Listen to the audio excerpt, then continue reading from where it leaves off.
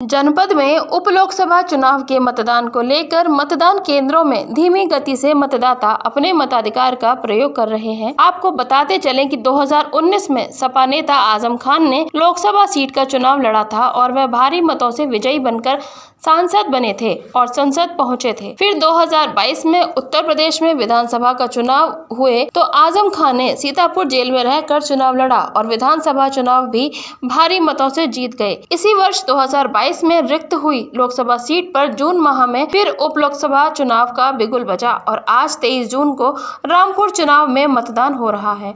मतदाताओं में उप लोकसभा चुनाव में अपने मताधिकार का प्रयोग करते हुए उत्साह देखा जा सकता है। आपको बताते चलें कि उप लोकसभा चुनाव सिर्फ 2 वर्ष के लिए ही है, क्योंकि 2024 में पूर्ण रूप लोकसभा का चुनाव होगा, लेकिन रिक्त हुई सीट पर सांसद रहना भी जरूरी था। आज इसी मुद्दे पर रामपुर जनपद में मतदान हो रहा है। चुनाव आयोग द्वारा गाइडलाइन और जिला प्रशासन द्वारा कड़े बंदोबस्त किए गए हैं ताकि किसी को भी मतदान केंद्र पर अपने मताधिकार का इस्तेमाल करते समय कोई समस्या आड़े नहीं आए। बूथों पर जल पेय, शौचालय आदि की व्यवस्था भी की गई है। दिव्यांगजनों के लिए व्हीलचेयर की व्यवस्था की गई है, जिससे अपने मतदान केंद्र तक पहुंचकर मताधिकार का प्रयोग कर सकें। अभी तक मतदाता अपने मताधिकार का प्रयोग कर शांति से अपने घर को जा रहे हैं। किसी भी प्रकार की कोई अव्यवस्था की सूचना नहीं आ रही है। सभी बूथ केंद्रों पर मतदाता अपने मत का प्रयोग कर रहे हैं। बिना किसी भय निष्पक्ष होकर मतदाता मतदान केंद्र से अपने मताधिकार का प्रयोग कर रहे हैं। कैसे आप बताइए, कैसा लग रहा है? आपने वोट डाल कर आई हैं, कैसा महसूस कर रहे हैं आप? अच्छा लग रहा है। फाइट कर लो, हैं? फाइट कर लो। अच्छा महसूस हो अभी रहा है। कुछ महीने गए हैं, उसमें भी आप वोट डालना आई होंगी। इसमें ही वोट डाल रहे अब कैसा मतलब इतनी जल्दी वोट डाला, आपको कैसा लग रहा है? हैं। जो सरकार चाहे। जी अच्छा, यहाँ पर वोट डालना आई है तो किस मुद्दों को लेकर के आपने वोट किया है और नारी सुरक्षा के बारे में क्या कहना चाहती हो और प्रदेश सरकार के बारे में? देखो, नारी सुरक्षा के बारे में तो सबसे बढ़िया मेन बात तो ये है, नारी लेडीज़ है, लड़की हैं जो रोडों पर चल रही हैं, बहुत अच्छे से चल रही हैं इस समय। अच्छा, तो आपको वोट डालने में कोई प्रॉब्लम तो नहीं हुई, यहाँ परेशानी कोई? कोई परेशानी नहीं। अच्छा, तो क्या चाहती है प्रदेश सरकार से और कैसा अच्छा काम करे प्रदेश सरकार जो कर रही है काम? ऐसा काम करे जो अब इस समय तारीफ हो रही है, आगे को भी ऐसी तारीफ ही होनी चाहिए। तो इस समय जो मौजूदा सरकार है वो उसके लिए क्या कहना चाहेंगे? क्या कहना चाहिए, मतलब जैसा भी है, मतलब सरकार उनकी सरकार आवे तो अच्छी। अच्छा, क्या नाम है आपका बेटा? अच्छा, यहाँ पर वोट डाला है, जो महिलाएं हैं, नारियों की सुरक्षा के लिए सरकार, प्रदेश सरकार काम कर रही है। इस समय मौजूदा सरकार है, क्या कहना चाहती हैं? इसने आज के मतलब गर्ल्स के लिए बहुत अच्छा किया है। काफ़ी सारे कोर्स, काफ़ी सारी चीज़ें को करी है। तो क्या सरकार सही काम कर रही है? ज़्यादा लड़कियां एक्टिव आज के टाइम में, तो सरकार पहले डर के रहती थी। सरकार सही काम कर रही है। हाँ, बहुत अच्छा कर रही है। तो विकास को लेकर के क्या कहना चाहेंगे? कोई जो और सरकार अच्छा करे, ऐसा कुछ? हाँ, हमें उम्मीद है इससे भी अच्छा करेगी। जब इतना करा है तो आगे भी अच्छा ही करेंगे। आज जो है वोटिंग हो रही है, उपचुनाव है ये। जी जी। तो क्या मुद्दे रहे जो आपने वोट किया है? क्योंकि विकास के मुद्दे पे वोट दिया जाता है, उसको भी दिया जाता है। विकास को ही देखते हैं, उसी पे जो है आधारित वोट देते हैं। यार, आज जिस तरीके से अभी पीछे चुनाव हुए थे और 2019 में हुआ था, अब उसके बाद जो है उपचुनाव हो रहा है आजम खान के रिजाइन देने के बाद। जी। तो क्या इस पर कुछ जानना चाहेंगे? क्या होना चाहिए क्या ऐसा कि बार बार रामपुर को चुनाव को मुँह देखना पड़ा है? होना तो नहीं चाहिए। उम्मीद तो यही होना चाहिए कि भी एक व्यक्ति एक जगह से लड़े, पब्लिक को बोझ भी पड़ता है।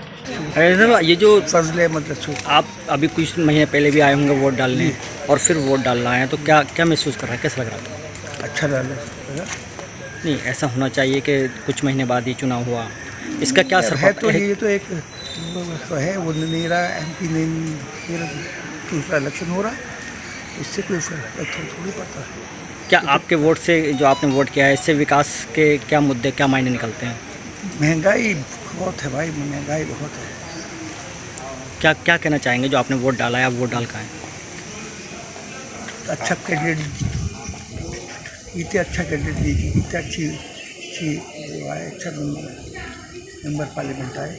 अच्छा, क्या मुद्दे हैं जो किस मुद्दों के साथ आपने वोट महंगाई, किया है? महंगाई, नौकरी, तो ही बहुत तक मुद्दे सॉल्व होंगे। ये तो जनता को सोचना है कि हमें किसको वोट देना है, किससे हमारी प्रॉब्लम सॉल्व होंगी।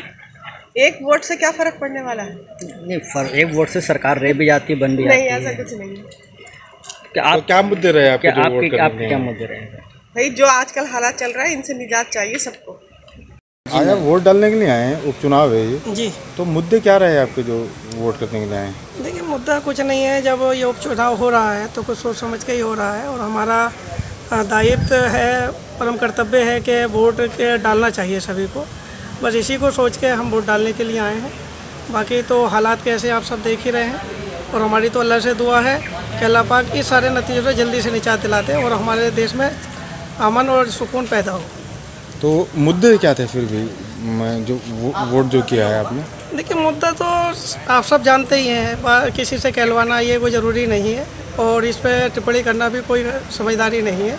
बस हमें इतना पता है कि वोट डालना हमारा हक है और सभी को डालना चाहिए। कि इस लोकतंत्र के पर्व में, ठीक है, ये कुंभ मेला तो नहीं है लेकिन माघ मेला ज़रूर है, यानी उपचुनाव है। और इस लोकतंत्र के पर्व में पूरे जुनून और जज्बे के साथ अपने मताधिकार का इस्तेमाल करें। और जो लोकतंत्र है हमारा दुनिया का सबसे बड़ा लोकतंत्र है और ये लोकतंत्र इसलिए भी महत्वपूर्ण है कि हमारे देश में हर महीने कोई न कोई चुनाव होते हैं, चाहे विधानसभा के हों, लोकसभा के उपचुनाव हों, पंचायतों के चुनाव हों, लोकल बॉडीज़ के चुनाव हों। और हर चुनाव में जनता जिस जुनून और जज्बे के साथ हिस्सेदारी भागीदारी करती है, ये मेरे लोकतंत्र के मजबूत होने का एग्जाम्पल भी है और प्रमाण भी है। और पूरी दुनिया इसीलिए भारत के लोकतंत्र को सलाम करती है। वधू सूट और साड़ी एक ऐसा शोरूम जहां मिलते हैं आपको बेहतरीन डिजाइनर कपड़े जो चर्चित हैं। अपने डिजाइनर सूट और साड़ी के लिए मथुरा शहर में शीघ्र पधारे। वधू सूट साड़ी और किड्स वियर कृष्णा नगर मंडी चौराहा मथुरा।